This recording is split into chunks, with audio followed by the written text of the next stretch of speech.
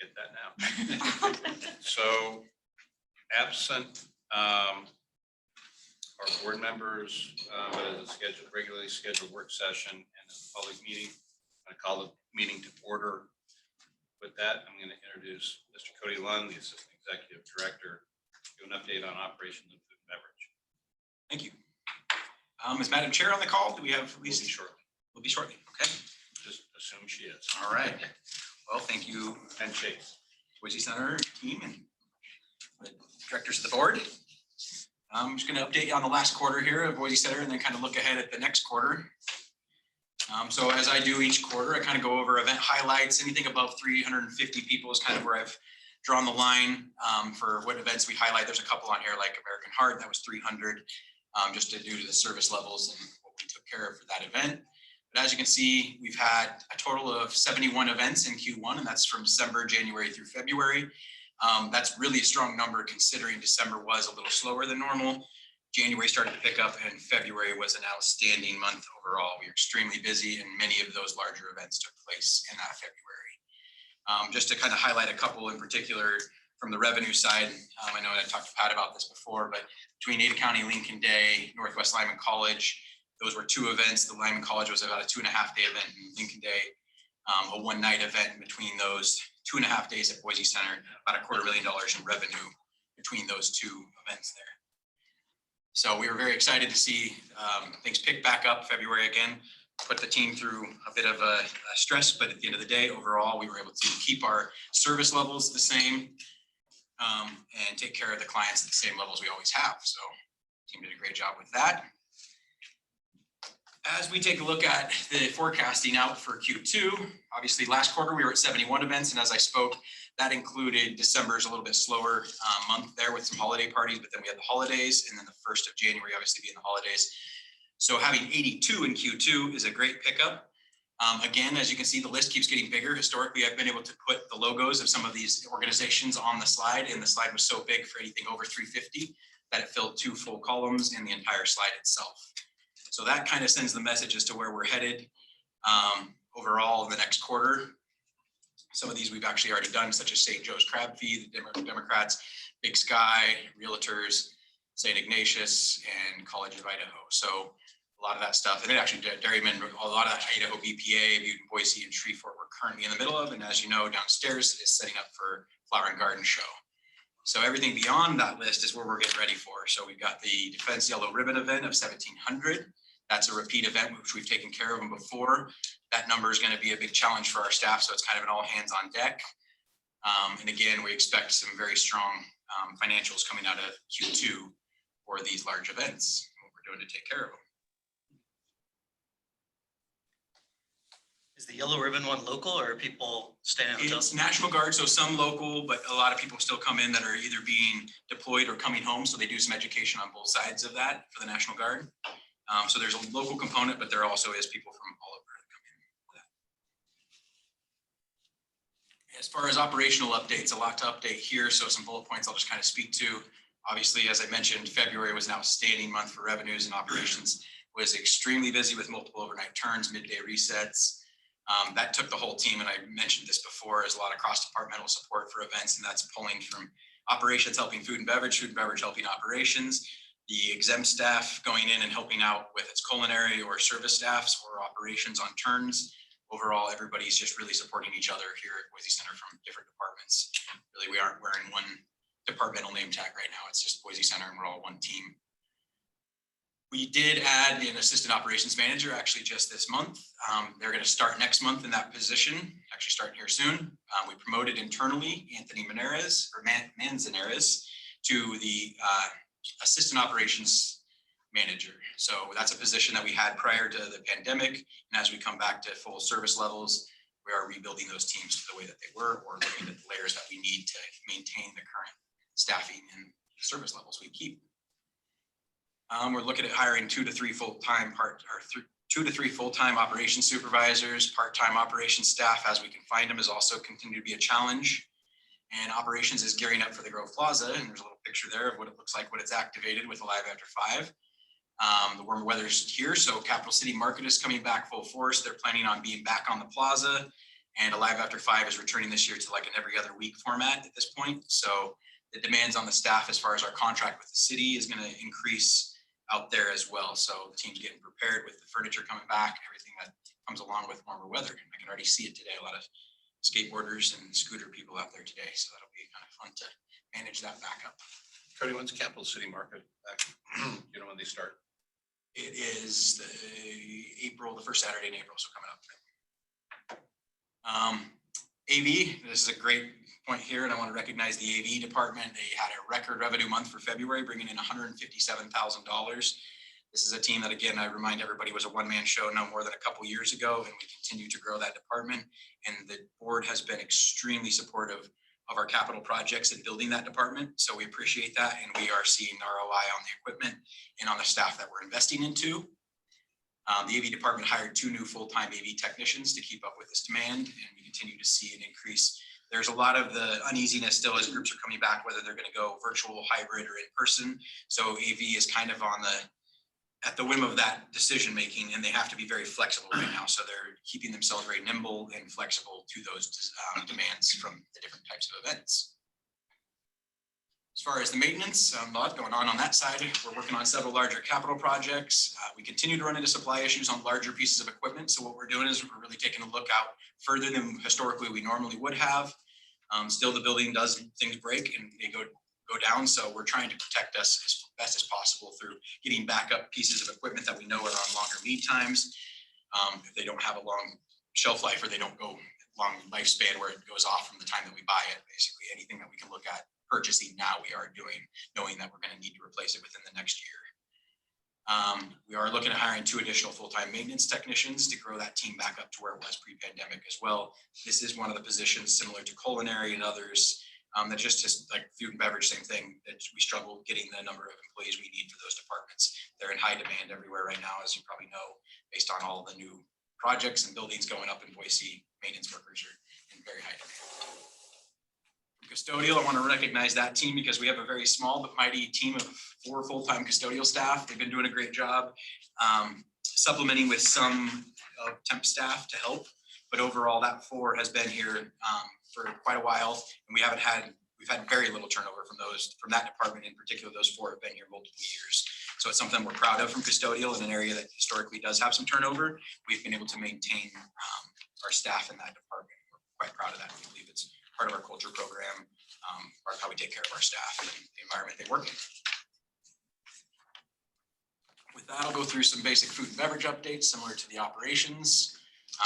What we're seeing from the food and beverage events is they're returning to or outperforming pre-pandemic attendances.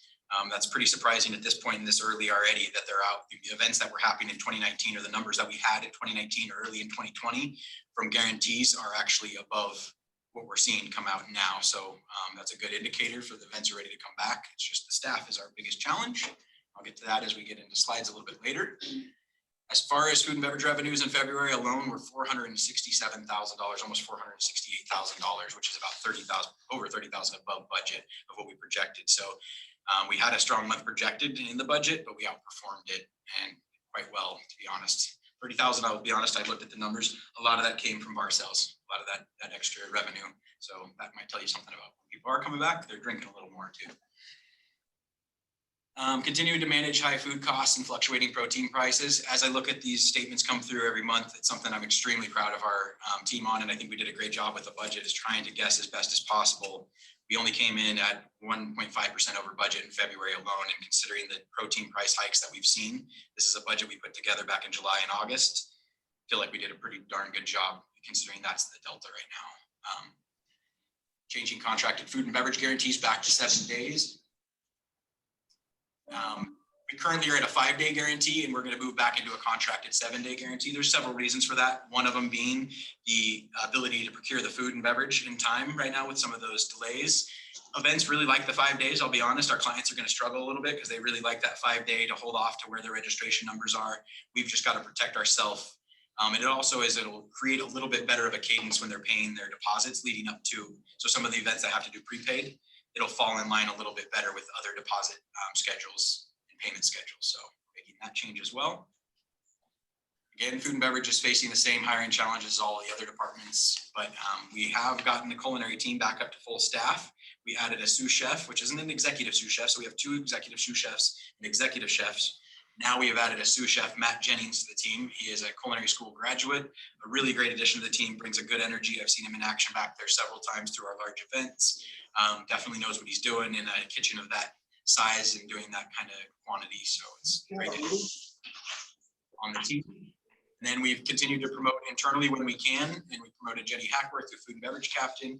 Javi, one of our servers, just moved up to a lead. So we continue to look internally if we can to develop, promote from within. We see a lot of commitment come from that, from the team in particular, where we get turnover in certain positions. When they see that they've got some development and opportunity above them, they're a little more committed and they buy into what we're trying to offer them here. And then working on a few capital projects from the food and beverage side, more based around sustainability and efficiency, a glass crusher. I was not sure if anybody remembers back in the day, Boise Center used to collect all of its wine bottles, and we had an artist here locally that would come pick them up from us and try to keep them from a sustainability from going to the landfill. She would either use them for projects, melt them down. Some of them were cut into wine glasses that were used for local restaurants. That went away during the pandemic, so we were no longer able to do that. Well, we go through quite a bit of glass from wine bottles and any of the other liquor bottles that we have. So Chris has looked into a glass crusher. We're going to look at getting one. They take up a small footprint, but it's the ability to store all the glass and then have it crushed is what we're really kind of running into, is the ability to store that. It is a sustainability as well as it'll just help us reduce what we're sending to the landfill for that end. And then we are updating our scrap table in Boise Center West. And for those that don't know what that is, it's really a breakdown table for the dish crew. It's something we have in the east side of the building, is a much more efficient. It's got a little bit deeper wells, so the plates can soak, makes it saves water. We go through gallons and gallons of water on the one over in west, and the one in east is significantly more efficient from a water usage side. So we are going to update the scrap table in Boise Center West to be more efficient and sustainable as well. And again, just recognizing the team, they're doing a great job. Chris, Heather, all of them, Dan, Ryan, I don't want to forget any names, but the captains, everybody across the board doing a great job at maintaining Boise Center's signature quality. The one thing I hear, and I know I see it personally when I'm here for late night events, it's the duck above water, very much so, where the duck's paddling like crazy below the water, but the client isn't seeing that side of it. So I know that Jody attended an event, him and his wife just recently, and they came up and asked, because they saw some of our staff, are we short staffed? And the answer is no. We are a team. Like at the end of the day, we're not going to take on business that allows us to fail. So while it may seem like it's different having some people out there in suits, at the end of the day, we know what we've committed to, and we're able to service those clients to the level we need to. So while we would like to have more staff, we're still not going to allow our quality to be taken a hit. Just some general staff updates. This is another slide I kind of update on each quarter. This number on the bottom, actually, I got an updated number, and we're at 194 as of this morning. So the last number I heard when I was putting this together was 180. That number is up as to this morning. So last quarter we were at 165. Today we're at 194. Pre-pandemic we were about 240. So we're still 45 employees short. We're kind of working all different angles possible. We hosted a job fair in February and attended several others over the last quarter. We're looking at the IRC, the International Refugee Council, as a potential for more employees. We're utilizing the Bacon Temp Agency app to help fill labor gaps and then we do have a Boise Center all staff meeting coming up on Tuesday, April 5th, where it's going to be all of our staff. It was something that we canceled a couple months ago due to the Omicron variant surge. We just didn't think it made sense at the time to have that meeting, so we pushed it off till April 5th. But some just general staff updates there. And the HR department continues to do a great job with Megan and Stacy to help us fill this gap. And they're continuing as that number went from 180, 194. I was very impressed with that because I went to a meeting earlier this week and she quoted me at 180 just off the top of her head. So that's why that's in there. And then I asked her to go pull it. Today it was 194. So that shows we've got new people coming. Just some executive team updates. This is stuff I'll kind of speak to at a high level, but just to kind of give the board an idea of where we're headed as a team. And that's the executive team, all the director level and above, myself and Pat. We are working on some strategic planning, and with that comes a lot of conversation, a lot of whiteboard sessions, and a lot of debates back and forth. Right now, what we're really doing, and we want to make sure that the board's aware of this because staffing is a challenge, we're managing our calendar right now. The demand is in such where like I said, we're protecting our quality, we're protecting the staff. So we're really trying to evaluate pieces of business that we believe have the strongest amount of revenue for the district or for the center, and evaluating it under that scope right now, and really looking at how we can best fit the puzzle together to really benefit the overall, what we're trying to do here, from economic impact to Boise Center to the district. And some of those have competing different agendas there. So that's where it takes a full team to look at each event and evaluate each one of them based on what it brings, and then to tend to look at what it does from a staffing level. And I'll speak to those two events I highlighted earlier in my presentation. Those 2.5 days for Northwest Lineman College, we had about $250,000 in revenue, versus sometimes we can get a conference or a convention, or we can have a local trade show, Flower and Garden Show today, for example. A week-long booking doesn't bring that much revenue. It's a great piece for the community. So we're really struggling from that. And until the board gives us a different direction, we're really just managing that calendar to our best of our ability to get the biggest bang for the buck based on all of the things I've highlighted: district revenue, Boise Center revenue, and hotel nights. But with that, we've got to pay the staff the current wages that we're paying them. So revenue is a driving force behind a lot of our decision making right now. And I think that's the correct way to go. But again, until the board tells us otherwise, that's the way we're headed as far as our strategic plan. We continue to evaluate future projects and options to present to the board. We had a pretty fun exec team session this last week, looking at everything across the board of what the future of the next 2 years, 5 years, 10 years, 15, 20, and further out look like, from the capacity to bond, and possibly what would be those projects the exec team sees as priorities. And again, we all had different ideas. It was really cool. A lot of very spirited debate and conversation happens in those type of conversations. We're going to get together more formally and put together some whiteboard sessions and be able to present to the board some options that we came up with as a team for you guys to consider as potential future projects for that coming. We also are continuing to work on an internal controls review as part of our audit. So there's several pieces of that Tony's helping with from an IT standpoint. Internal controls just across our entire board. Across the board is succession planning is down below, but that's part of that as well. We're working on identifying all of the individual key responsibilities, key contacts, and putting those into documentation in a way. If somebody gets hit by a bus, there isn't a question of how do they log into their account information? How do they, and hopefully they don't ever get hit by a bus, but or they win the lottery is a better example I'll use. And they don't want to come back to work tomorrow. So what do we do in those scenarios, and how do we have short-term succession plan and a more long-term when we know somebody's getting closer to retirement or is seeking opportunities outside due to just opportunity being there. Which then kind of feeds right up. I'm out of line of my bullet points here, but that training and development piece is another one that we're looking at. We work with Ameriben as our trainer, and they provide a very robust list of trainings that they can offer. And we go and look at that list and try to pick things that marry well together or topics that do. And then we identify specific individuals on our team from different levels or different responsibilities that would benefit from those trainings. And we're kind of looking at this as a whole scope of the succession planning as well, and looking at what do we identify in the succession planning process that then answers some questions as far as training and development and who needs to be put into what trainings to be able to better set us up for a succession plan. A couple other just highlights here. Chamber Leadership Conference. We have April 10th through the 12th in Sun Valley, Idaho. I think the theme is kind of nice, which is regionality, and it's something that we talked about in our strategic planning, looking at what Boise can do from a regional standpoint, but also what does that look like? We have a very strong local event demand, and we kind of fit into that regional association group size.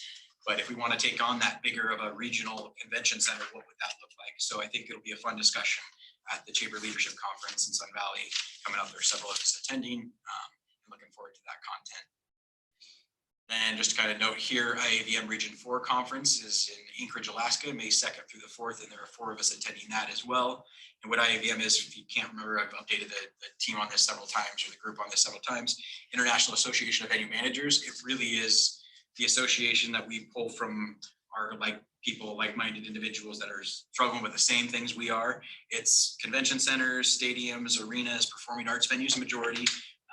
There are some of them that operate even wedding venues in smaller places, but for the most part, it's larger scale venues, wide range of different operating, the way that some of them are management operated, some of them are city operated, and some of them are like us, we're special district operated. So we get a chance to bounce ideas, what we're seeing. And I can tell you, this is the group that I've been speaking to frequently over the last 2 years. And it's also the one I've reported to the board on several times, where we are, I don't want to say miles ahead, but significantly, I would say months ahead of the other convention centers in our return to events and our staffing levels and what we can do today versus the Portlands and the Seattles. That association conference was actually supposed to be in Portland this year. And they had to push it out. They pushed it out 2 years. It was supposed to be there in 21, it was supposed to be there in 22, and they have now think they can maybe take on 23. So that shows you the indicator of where, and that's a convention of 135 people. So not a very big one, and they couldn't even find space or the staffing for us there. So that kind of highlights where we're at from that end. I'll take any questions from the board on any of the things I've talked about today.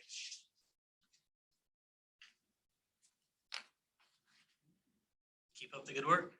Thank you. Good, thanks. Mary Michael.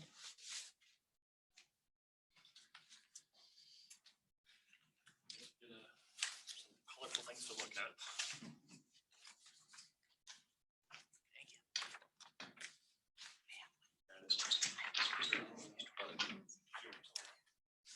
Yes.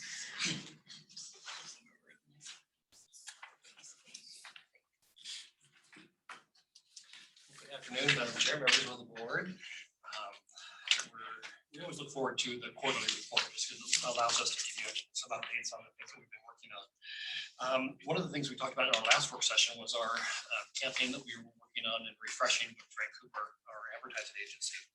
So today I want to talk to you about the print creative, and Mary Michael will dive into a little bit of how this campaign will apply to our social media and our digital media campaigns. So in front of you, the first bullet point is our new creative. We're rolling this out. Starting April 1 is really our target to make sure that all advertising is cohesive out there that we're putting in placement. The campaign is similar to our past campaigns as far as copy, logo, look and feel, quick read and quick bullet points. And it's using the same colors from our website. And if you'll remember from the We're Open Now, open campaign, we kind of pulled some color into it. And so this campaign really does mirror what we're currently doing, but it just takes a different, it's the same but different. So I guess that's the type of approach. So our initial rollout will be centered around you.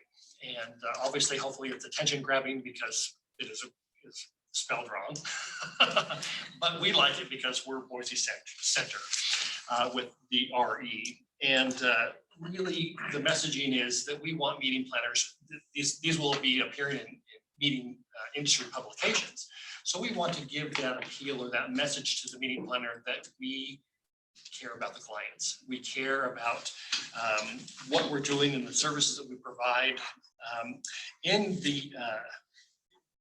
I know that you can't read the small copy in the design, so I went ahead and put it up there so in 12 points so everyone could read it. And those of you that are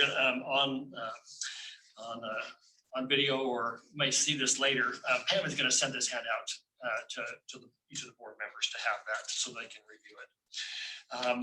We will continue to launch this, continue to message Boise Center. The theme is, at your service. Really kind of a hands-on approach, more personal. We want people to know that we're just not like everybody else. Just take your order, sit at your chair, have your meeting and leave. We really kind of want people to let people know that we care, and that's our footprint. That's what we have always tried to do, is really make sure people understand that we're not the same old. We are unique and we are different. So the Centered Around You concept, there's several concept ads in this handout, where you can see we're having meeting planners talk. There's personal communication. There's planning. There's happy planners, happy meeting groups with lanyards and whatnot. We, in talking to Pat earlier, we're going to take this concept and actually do, and a couple of these are stock photo images. Just FYI, we are going to do a photo shoot in April that will allow us to use the Boise Center as the background. So we have logos, we have signs, those kind of things in the background, but we will be using some local models. So rather than, in the past, we've used staff. Sorry, Allie, we have to. Isn't this Nick? Is he not? Yeah, That is Nick. yeah. So that is Nick. But we want to continue, use our facility so that it feels familiar when someone actually comes here. But we feel like with changeover, with turnover, with using staff, we have some great photos, but some of those staff aren't here anymore. So we really just want to maybe step into that generic box just so that we have a little bit of longevity to use some of these photos and some of these images on a national basis. So that's our print campaign. These are half-page ads. That's what we traditionally do. Occasionally, we do have an opportunity if an advertiser or one of our sales reps lets us know that, hey, we're going to bump you up to a full page. Sometimes we can convert this creative into a full page, but for the most part, for budget reasons, we stay with the half-page format. Any questions on that? So there's more to come. This campaign will have multiple elements and multiple fields to it, and Mary and Michael will touch on that. Next bullet point, our first quarter. We are continuing to promote the fact that we have been re-accredited with our GBAC star. You'll notice that logo does appear in the ads now. Last year in 21, the logo had the year on it. This year, GBAC is now taking the year off of it, so it's more of a generic logo that can be used and not be date specific. So that's an interesting note that they've gone that way. We also helped to promote, we held a community job fair here at Boise Center back in February, and I had an opportunity to do that for the first time. I worked with our HR team for that. So we also helped market and promote our event that we just had last week, our Butte in Boise event, our St. Patrick's Day event. I think just from viewing everybody that was there, they had a great time, and it was a great event. Lots of green beans. So if anyone has a need, call me. I've got a few extra. And it was really neat. I mean, we really planned, and Pat really helped kind of spearhead some new ideas that we added to this year's event. And so it's nice to see that event back. We did host it back in 19, and we tried in 20, but had to bow out the very, very, very last minute. We did a curbside version in 21, and now we had a live event. So it's with the Boise Highlanders, the pipers and the drummers, and a local band that specializes in Celtic music. So it was a lot of fun. We are also helping to create, and we're rolling out some new longevity certificates. So Pat used to do glass awards, and with the price of glass and availability of glass, we've done a little bit of a U-turn where we're going to present certificates for those employees that hit 5, 10, 15, and 20-year anniversaries. And so we'll be rolling those out at the all-staff meeting next month. The next bullet point, in our second quarter, we have quite a few ads rolling out in our trade publications, and I've provided a list there. I think the one thing to note too, that the Meetings and Event magazine, they do Northwest Meetings and Events, Texas Meeting and Events, California Meeting and Events. They've been on pause for a very long time. And they've just recently come back, and they've recently been sold. So we've been kind of waiting for them to come back and go back into full swing. And so they are coming back. They're coming back strong. We're going to be a part of several of their issues that are coming out spring, summer, fall, winter. So we're really going to be welcoming them back, because that's been a major publication in the industry that we've been missing. Upcoming projects, we're helping Allie just fine tune and change up the sales proposal with some new graphics and some new photos there. We've met with the AV team, and we're going to be updating the AV and technology guide. So much has changed, and it's just like, we think we just did it, but it's, even though it's a couple of years old, it's really changed. It's like, oh, we don't do that anymore. We don't even have that equipment. We don't even use that, So I guess we need to take the chalkboard and the overhead projector off the list. So that's my tip here. We don't. We probably still have a flip chart around. We will have our photo shoot with Drake Cooper in April, and we're working on scheduling those dates. And we have several video projects that we're still working with to refresh this year. And we talked about that in our last meeting, but our HR recruitment video that will be an online resource is nearing completion. And so we're excited about that. But we also have a new sales video, a new video for our curved wall in the lobby, and then a new video on our website, just to, like I say, make sure it's current, make sure it's fresh, make sure it's, as the skyline changes, we want to make sure it's current. So quite a few things in the works, and I'll let Mary Michael continue that. Thank you, Cliff. Appreciate that. Madam Chairman, members of the board, nice to see Chase. I would like to share an update with you about Boise Center's 2022 digital advertising efforts. So this really complements the print advertising is one tool, digital media is one tool, as well as our website, social media. There's all kinds of tools that we have in that marketing plan that we use to reach a wide audience of people who plan events, conferences. So I'll get started. I have a couple of slides that you'll see here. So in 2022, we're using multiple advertising tactics or multiple advertising channels. This is somewhat similar, we didn't tweak a lot in the actual channels that we're using. I'll start on the left with search, paid search or SEM. This is a big thing that most of us are familiar with. So when you Google or online search for convention centers in the West, Boise meetings and conference centers, Boise hotels and conference centers, or convention centers, Idaho. When you put that in a Google search, what we're doing is we're using keywords and search terms that we're paying for that Boise Center will always appear at the top of those searches. And we have advertisements that people can click on and they can call us directly from their ads. They can click through to our website, and then they also can submit forms right in those search ads. The goal for those searches is really to increase conversions. But what's interesting, conversions is visibility, and a conversion is an action that somebody takes after seeing the ad. So that's a click on the ad, a call, website, going to the website, or completing a form. And it's interesting, for the past 3 to 4 years, search ads are consistently generating the most conversions of any of our advertising, digital advertising. So that's the big workhorse is search. We add to this another channel, which is social, and we advertise in Facebook and Instagram. Our ads here look like what you would see as an organic or a post that your friend might see, but it features Boise Center verbiage and images tied to our ad campaign. This is a platform we really use to build awareness, or what we might call impressions, and then we want people to click on those ads. Social and native, if you think of a sales funnel when you have prospective contacts or clients that you're targeting and you want to reach out to, but you maybe have met them once, or that you've not met them, but they're going to competitors of yours. Both social and native are at the very top of the sales funnel. They're not people that are definitely considering your product, if you're just building awareness and making them sort of the top of that funnel. For the next one over to the right in green is native, and I'll show you an example of what this looks like. This is more awareness ads. We're looking for people to like us, to click on things.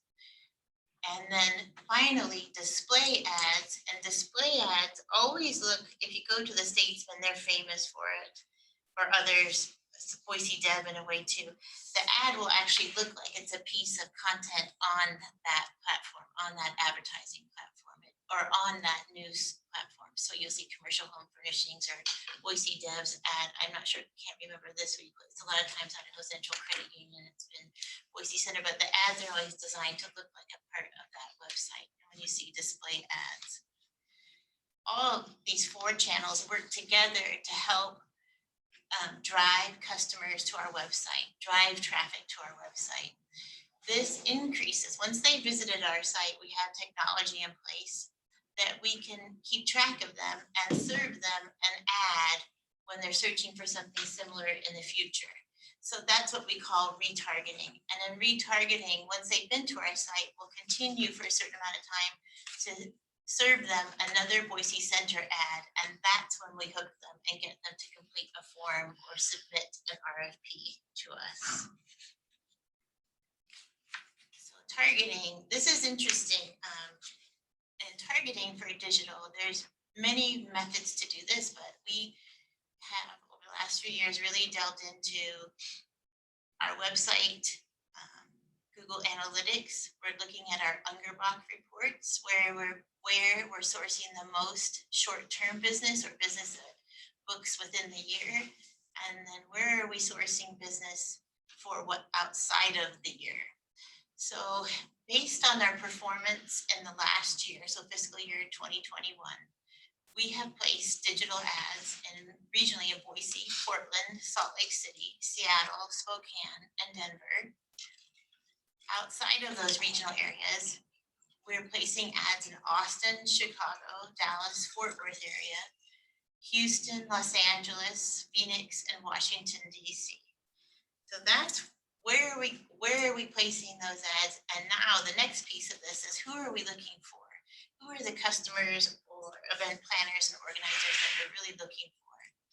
A short-term person represents an event happening within 12 months. These are usually meetings, banquets, special events, and public shows.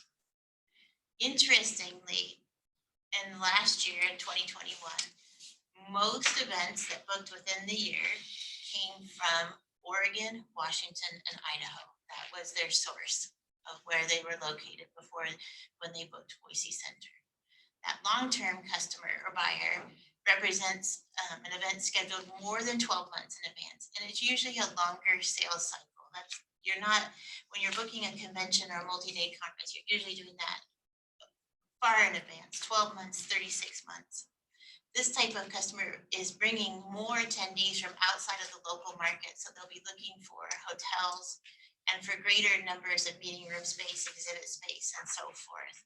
That's where we really see the need to be in the cities that are under the direct flight cities. All of those you see represented here is where we did have business sourced in 2021, or where we received RFPs and leads from. We did, to really maximize and to be efficient, we decided to get out of some markets in 2022 that we had been in last year. So we're really looking at where can we efficiently spend our budget and get the most bang, most return on our investment. I should say that Carrie and her CVB team and myself and Allie, we're talking to each other sometimes a couple times a month with Orange 142, their digital advertising agency, and we complement each other. We're not competing with each other. There's some areas that the CVB is in that we overlap, but they also have a couple areas where we're not. And in turn, we are in a couple areas where they're not. And the CVB is going to, they've reserved some of their budget this year to do geo-targeting ahead of some big events, association, trade shows, and marketplaces where we don't get into that. We're not in, not because we don't want to, we just don't have the resources to do that, nor necessarily see the need to do it because we partner with the CVB. And then next, this is an example. These are banner ads, and it's the new headline, centered around you, tailored event services.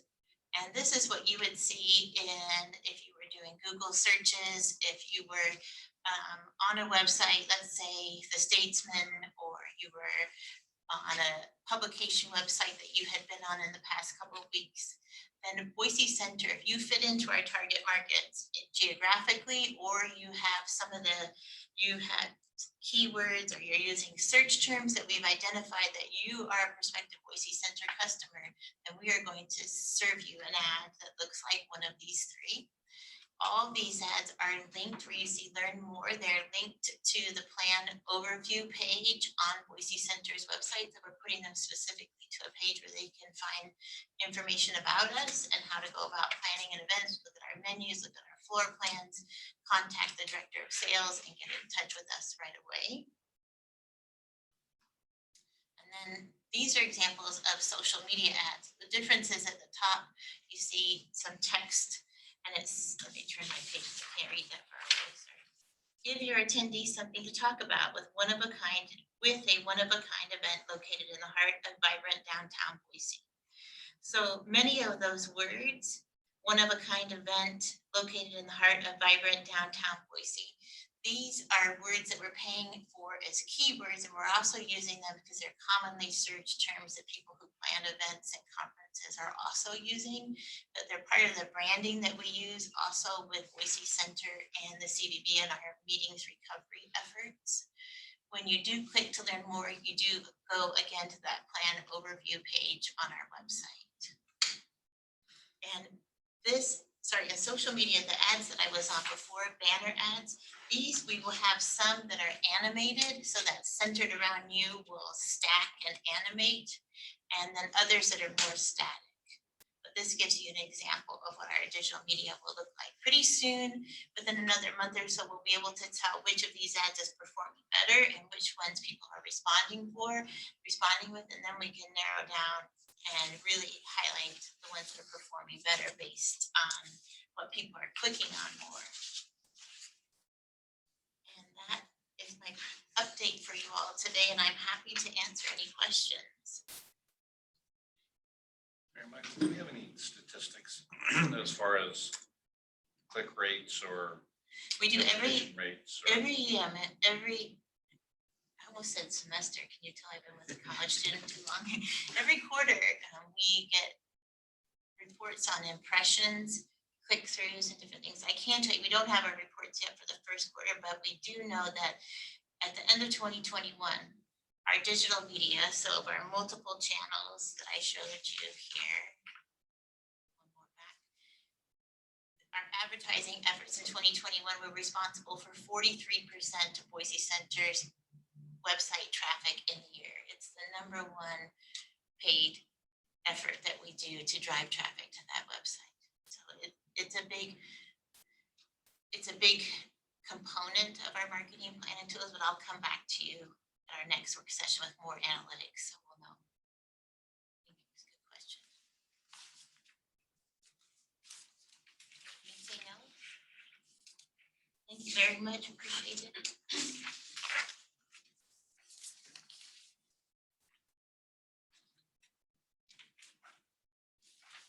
Hey, Kristen, Yeah,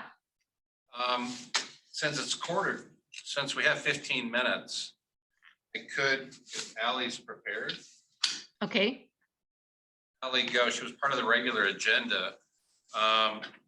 We had hoped to have Andrew from the CVB or Carrie, but both of those are wrapped up with between Tree Ford and a couple of other commitments. So, but if you'd like, and Ally says she can do it, we can change the agenda up to have her go now rather than part of the regular meeting.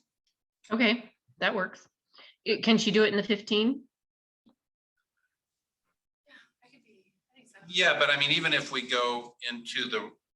Oh, yeah, that's fine. Yeah, I mean, she was on the agenda for the regular meeting. I just, yeah, it makes sense to have the cadence continue. yeah, rather than have everybody go into pause for 15 minutes. And Right, yep, so, Ally, even if you go a little long, that's fine. Okay. It's not an actual meeting anyways. We're just hanging out, having the public listen to us. Chris. Gonna go get the microphone for karaoke.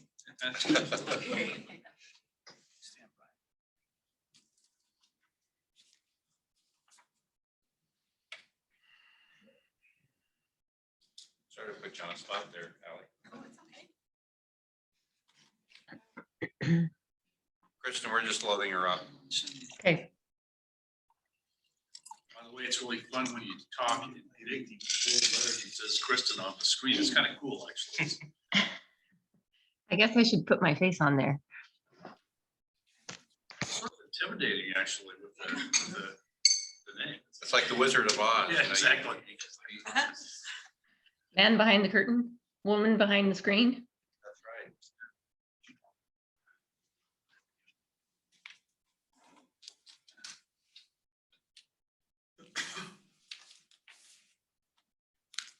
Sorry, somehow her presentation didn't get sent to me, so we're downloading it right now. Okay.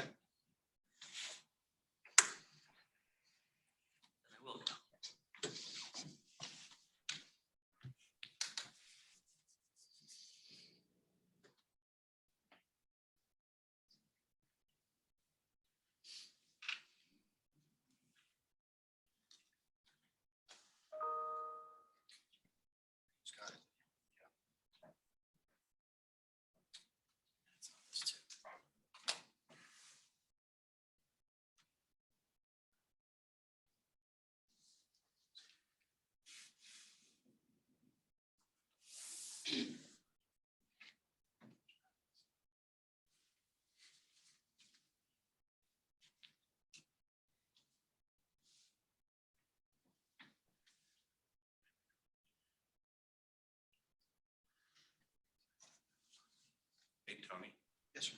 if somebody else logs in at 2 o'clock outside, that give me a heads up and then we can, Well, they're gonna log into this session because it's the same meeting, I think. we're right, but if, when they come in, I just want to make sure that the public understands that the work session is running a little bit longer. We haven't started the official meeting yet. Okay. So I'll let you know.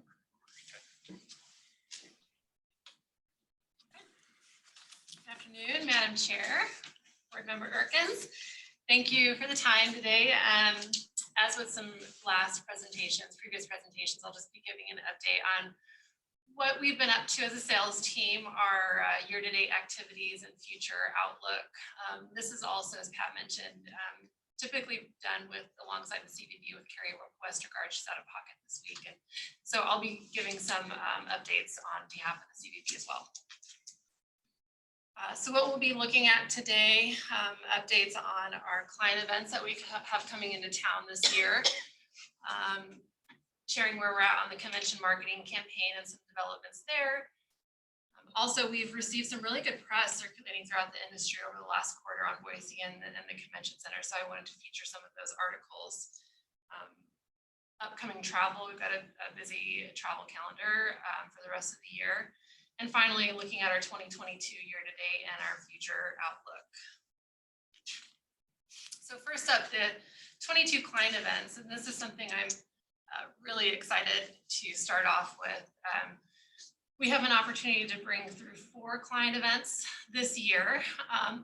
With these events, we're anticipating about 90 clients coming to Boise and through the building. Starting off, and I should preface this by saying this has just been a huge collaborative effort with the CVB team to bring these groups here, along with our hotel partners. We've got 4 different hotel properties that are participating to host the planners and the suppliers that are coming to these events. So we start off with the Helms Briscoe FAM. That's taking place end of April. And Helms Briscoe is a third-party company. They work on behalf of typically associations and corporations to source and contract the convention center, source the destination for conventions. We had engaged with this Helms Briscoe team in December of 2020 for a virtual event. We hosted a virtual wreath making event with this particular group, and they had intended to come back at some point in 2021. We had to postpone that out, and so they'll be here in April. We've got 11 clients signed up for that, and it's really going to operate similar to the Summer FAM. Where they're going to come in, experience the destination, check out the downtown and the hotels, convention centers, hosting a dinner one of those nights, which we hope the board can attend, and also have an opportunity to do some offsite excursions. Next up, in fact, it's the following week, a customer advisory board, CAB. This will be the first meeting for this group. We're really excited to roll this one out. This is going to be industry leaders representing associations, corporations, and third-party planners. And they'll be doing their initial visit, their orientation on May 1st, experiencing the destination for a couple days, and then they're going to end with a facilitated meeting on the 3rd. And we're really hoping that this group will be able to lend some insight and recommendations for the destination of the building, kind of where they see our future going and where they might have some thoughts on efforts and the strategic planning really that we're all kind of taking a look at collectively, where they see Boise going. It's a 2-year commitment. We'll have an opportunity to meet with them a couple times in person, and then the rest of the meetings will be done virtually. Later in the summer, we are hosting a Conference Direct team meeting, and Conference Direct is very similar to Helms Briscoe in that they're a third-party planning company. They work on sourcing and contracting for the clients that they represent. We anticipate about 20 people for this particular meeting. It's a team that operates under one of the Conference Direct executives, the same as Rob McCullough, and his team is the top producing team for Conference Direct in terms of booked room nights. So that's going to be a really exceptional opportunity for us to bring them here. And finally, we've got Connect Pacific Northwest that would be coming in September. This is an appointment-based show that we would typically travel to. Kay Dillon attended this event in Seattle last year, and we're excited to welcome them to Boise this year. That will bring in 50 clients and 50 suppliers, and suppliers being other convention visitors bureaus and convention centers. Allie, quick question about the customer advisory board. You mentioned there are different, associations and companies, and are they also geographically diverse? Are they from different states? And yes, ma'am, that's actually a perfect question. This leads into this next slide here. You teed it up perfectly. So this is a list of clients that have committed to participate in the CAB. We start off with IBL Events, Nick Aldinger, who's actually in the building right now. They produce a few events at Boise Center, Boise Flower and Garden Show. They do a remodel show at the start of the year, and they also have a tech leadership conference that they're producing for the spring that they're hoping to turn into an annual event. IBL Events, is obviously very familiar with the building and the destination, so we thought that they could provide some really great insight from firsthand experience. And they are also starting to work on behalf of other clients, acting as a contractor. They were recently here working with LiveRes on producing their event last fall at Boise Center. And then the rest of them, you see we have Washington, D.C. represented, New York, Oregon, California.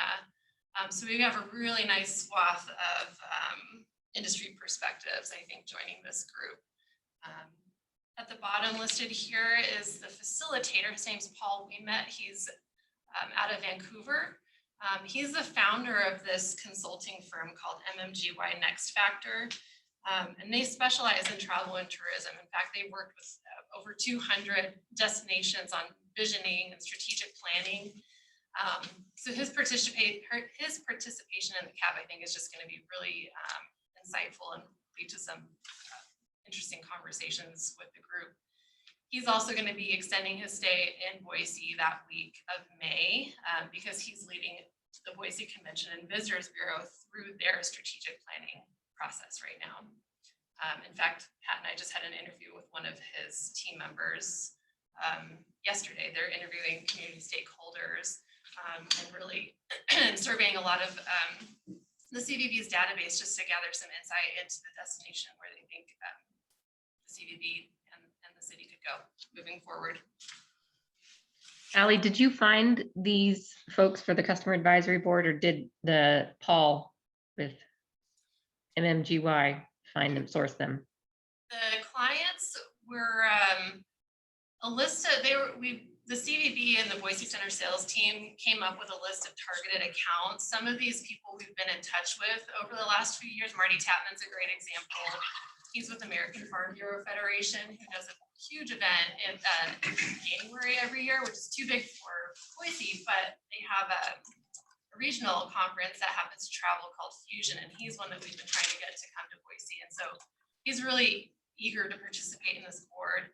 A couple of the other clients we've engaged with, but aside from IBL Events, no one has held an event here. Oh, that'll be interesting. I see Oatly's on there. Good get. Yes, yeah, we're excited about Jessica. She recently left Chobani, so she has some ties to Idaho.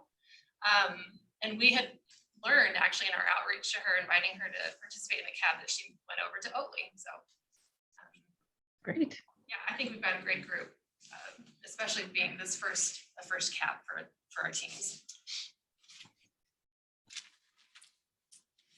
Shifting gears to the convention marketing campaign, we'll be sharing some updates here on the work that the center and the CVB has been doing with Orange 142. This slide here is just more of a refresh we've shared with the board in the past. We've got messaging pillars that the campaign really kind of sticks to, just so we have some cohesiveness through our messaging. We're very targeted in the markets that we enter and also the audience that we're trying to reach. Mary Michael touched on this. We've definitely given a lot of focus to the Idaho and the Pacific Northwest and West regions. Some updates with the campaign. Like I said, we are very much focused on the Pacific Northwest and West regions, but we've added the DC Mid-Atlantic area back into our digital targeting. This market, based on what Orange 142 had told us, is a little bit more receptive now to the advertising and marketing, whereas earlier in the campaign, they were further behind in their recovery. And so we're hoping to see some more engagement with them in the coming months.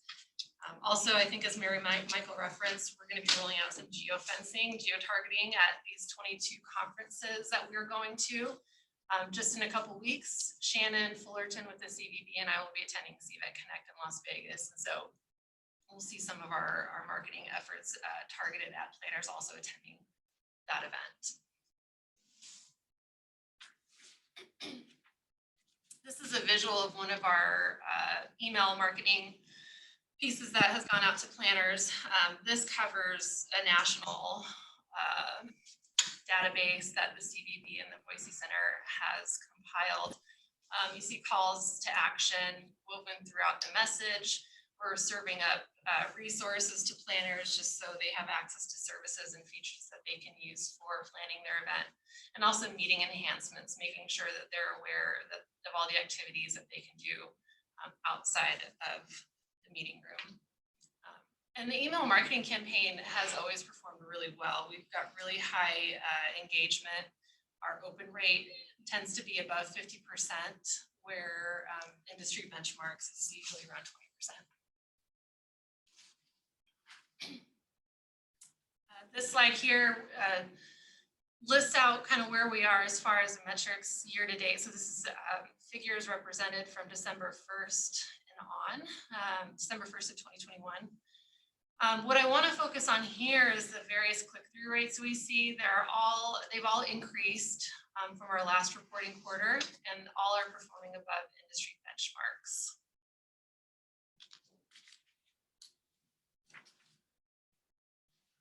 Switching gears to some of the coverage that we've received over the last few months, focusing on 3 outlets. We've got pictured here the cover of Northwest Meetings and Events.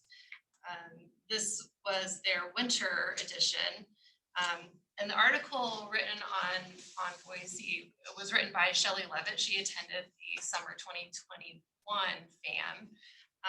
And this reaches about 9,400 people going out to regional meeting planners, and really gave some great attention to Boise Center, various hotels, the arena downtown, the Greenbelt, warehouse food hall, whitewater rafting, pretty much everything that Shelley experienced when she was here for the FAM last year.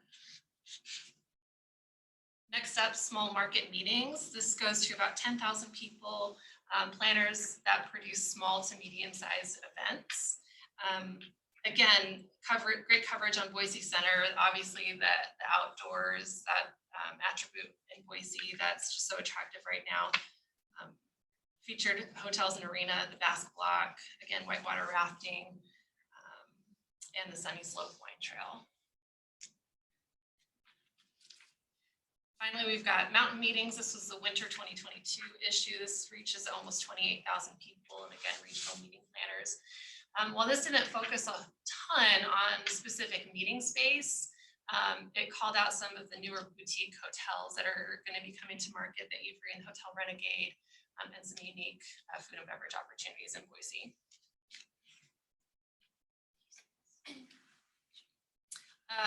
I wanted to just pull an excerpt from the Northwest Meetings and Events, again, written by Shelley Levitt.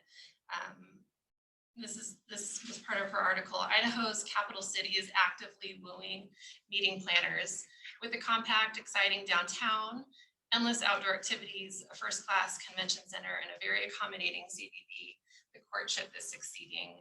And I just love this because I think it really sums up the meeting experience and what we're trying to offer the planners that we're pursuing. Upcoming travel, I mentioned that we've got a really busy travel schedule coming up. So these are all the shows that the center and the CVB sales teams are participating in 2022. Collectively, we have about 30 shows that we'll be traveling to. We joined forces with the CVB, going to a handful of them. Steve Connect, I mentioned, is in April. MPI WEC, ASAE annual meeting in August, IMEX, and Connect Marketplace. So we'll have a busy spring and summer ahead of us. Finally, taking a look at 2022, where we are year to date, how we're pacing, and some highlights. Start off with some 2022 highlights. We've got some really great conventions taking place this year. This spring, National Mitigation and Ecosystem Banking will bring in about 1,200 room nights, over 600,000 economic impact. We've got a really phenomenal July on the books. A couple of those groups listed here, Council of State Governments and the Brethren Church. Together, those have about 1,900 room nights. And also, EURISA is listed here. They were another Summer Fam client, bringing about 900 room nights in October. Some big wins year to date. These are convention contracts that the team has closed. NatMec is an Idaho Transportation Department convention that they're hosting here in 2024, 1,400 room nights. American Association for State and Local History. This is taking place the week of Labor Day in 2023, which is typically a really hard week to sell. That'll bring in 1,000 room nights. And this was another summer FAM of 2021, another client that was the FAM last year. Hillsdale College and Western Bridge Preservation are both short-term bookings. We contracted those within the last month. In the year for the year, together, it's over 1,200 room nights.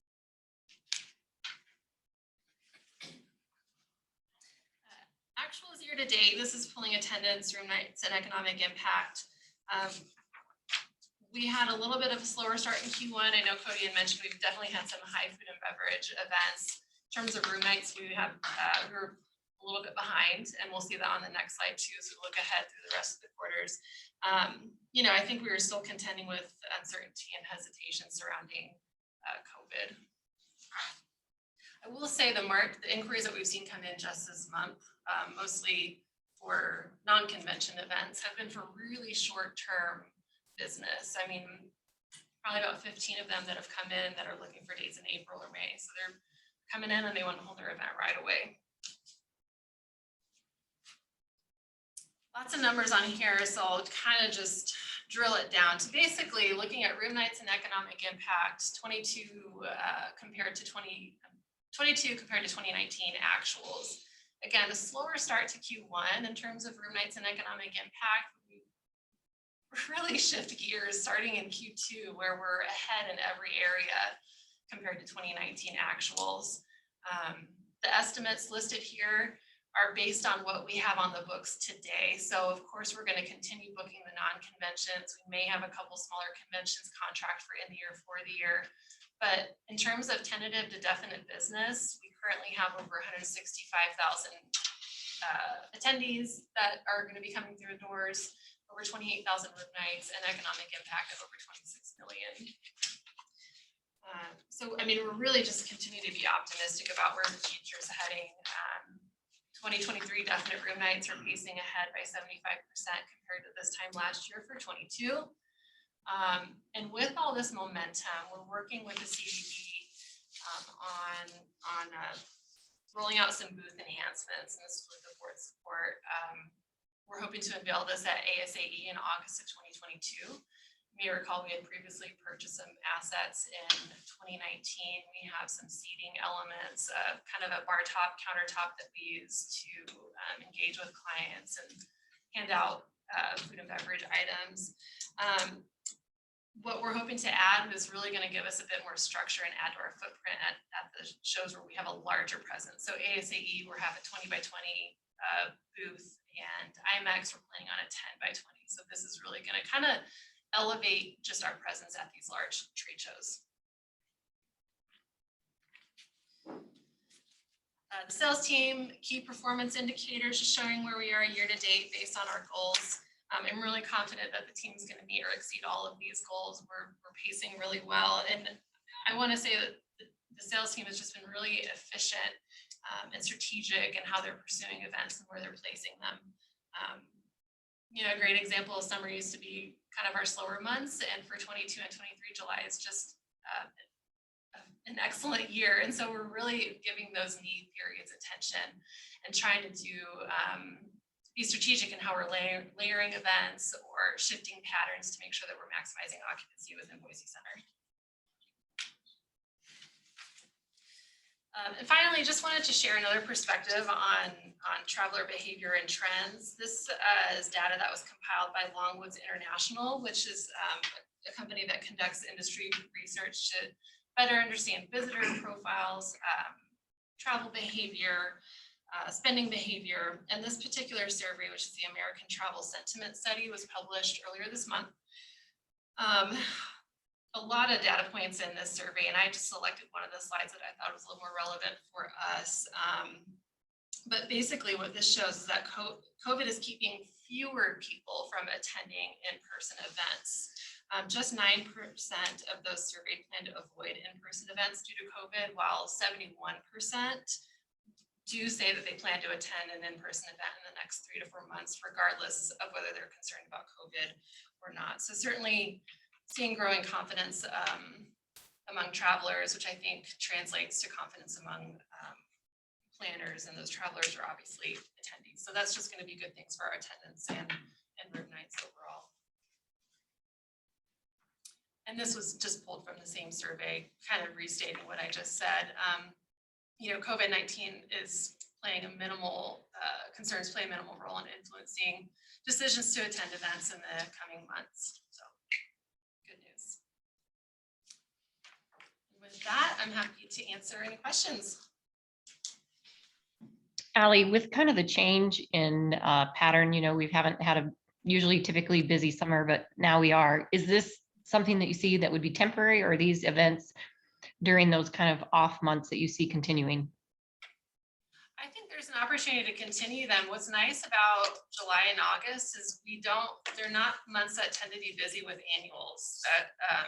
So we have open weeks to be really flexible with groups that rotate throughout the country. You know, the CVB and the center has been good in targeting summer groups through the CVB's access to Mint, which is just basically a huge database of all events that the CVBs participate in. They put in their event histories in there. They can run filters and target groups that meet specifically in those months. So I think it's what we're seeing for 22 and 23. I think it's a trend that could continue, especially since our availability is fairly limited in certain other months.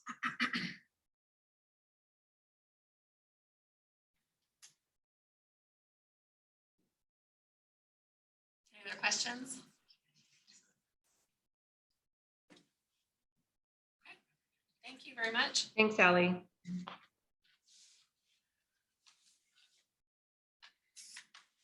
Madam Chair, we just need a couple of minutes to get out of the work session, and then AV and IT just need a couple of minutes to switch over and start the recording for the regular board meeting. All right, just let me know when you guys are ready.